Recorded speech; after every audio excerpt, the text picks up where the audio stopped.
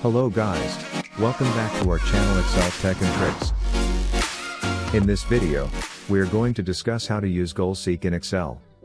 Let's watch this video and follow the step-by-step methods. But before heading towards the solutions, make sure to like and subscribe to our YouTube channel.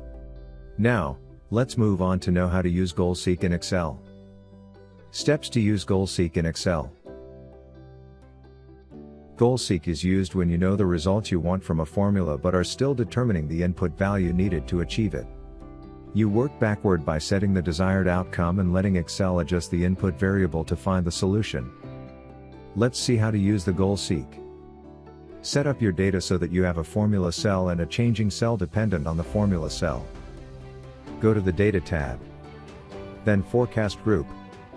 Click the What If Analysis button. And select Goal Seek. In the Goal Seek dialog box, define the cell/values to test and click OK. Set cell, the reference to the cell containing the formula.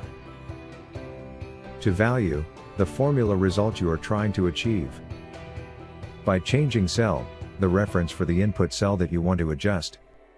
The Goal Seek status dialog box will appear and let you know if a solution has been found.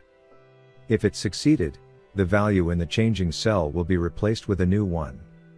Click OK to keep the new value or cancel to restore the original one. Fix worksheet-related issues using Excel Repair tool. If you are facing any error or issue due to Excel file corruption, then you can download the Excel Repair tool by clicking on the link given in the description box.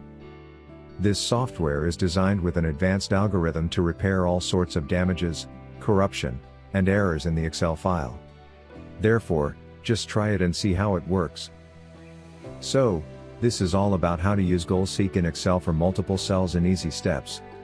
If you found this video useful, then give it a like, share it with other users, and also don't forget to subscribe to our channel to watch more useful videos. Thanks for watching.